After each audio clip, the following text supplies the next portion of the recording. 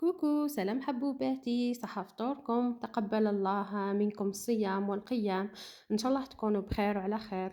اليوم جيتكم بوصفة تاع طاجين الزيتون، ولا كيما يقولوا لها ناس اخرين الكفتة، مع جميع الخطوات. خليكم معايا نهاية الفيديو.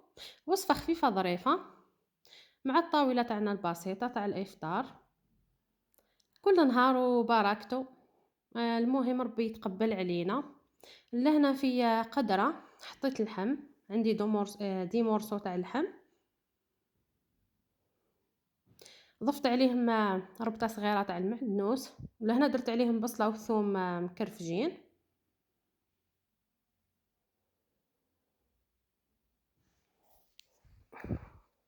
وضفت لهم الملح وشوية برك تاع الملح ما كثرتش، وشوية فلفل الكحل، وثلاث مغارف تاع الزيت، وخليته يتقلى على نار ناقصة.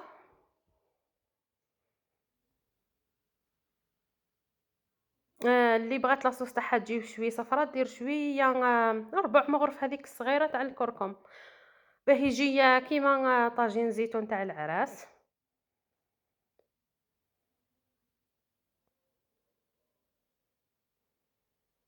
ومن بعد لهنا غسلت الزيتون ورميته عليه، ما غليتوش خلاص، غسلته 4 مرات برك ورميته فوق اللحم هذاك.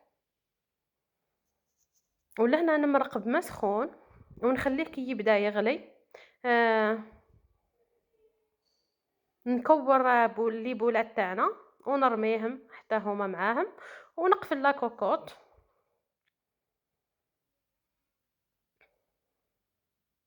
لهنا عندي فيونداشي، ضفت لها بصلة مكرفجة صغيرة وسنينات نتاع الثوم، ودرت لها نص مغرف تاع الزبدة، والزبدة حسب الكونتيتي اللي عندك، الزبدة باه من بعد تجي طرية. درت لها صفار تاع البيض وشويه تاع لا شابلير ومعدنوس.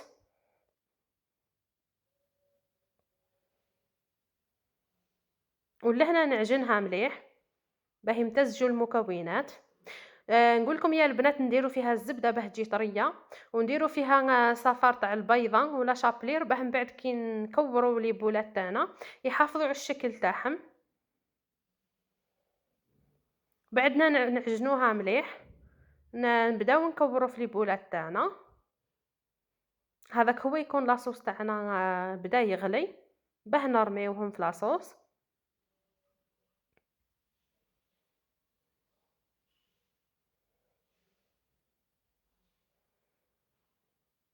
وماذا بكم ديروا الكويرات شويه كبار، كيما نعرفوا باللي الفيونداشي يبان منفخ، كي نحطوه في المرقه يولي يطلق شويه روحو، يبانوا دي بولات صغار. المهم هذو هما لي بولات تاعنا كي كملتهم نرميهم في لاصوص هذيك ونقفل لا كوكوط. على حساب اللحم تاعكم يا البنات، لكان درتو اللحم تاعكم طياب ولا ها.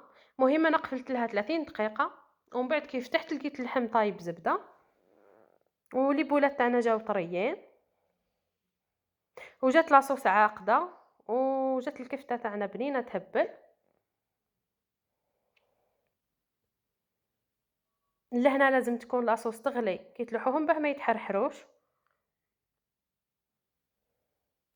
كي ديروا لهم قلت لكم صفار البيض ولا شابلير راح يشدوا في بعضاهم، مش راح يتحرحروا في لاصوص، ما تخافوش منهم.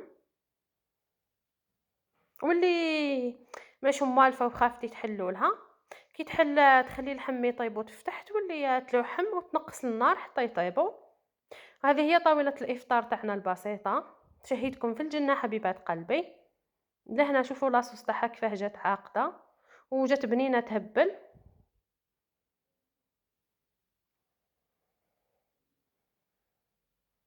رافقتها مع بكبوكة حتى هي جات لاصوص تاعها خاثرة وبنينة. هذه هي طاولة الإفطار تاعنا، وهذه هي الوصفة تاع نهار اليوم، نتمنى تجربوها وتنال إعجابكم. إلى هنا نأتي إلى نهاية الفيديو، صحة سحوركم، مع السلامة.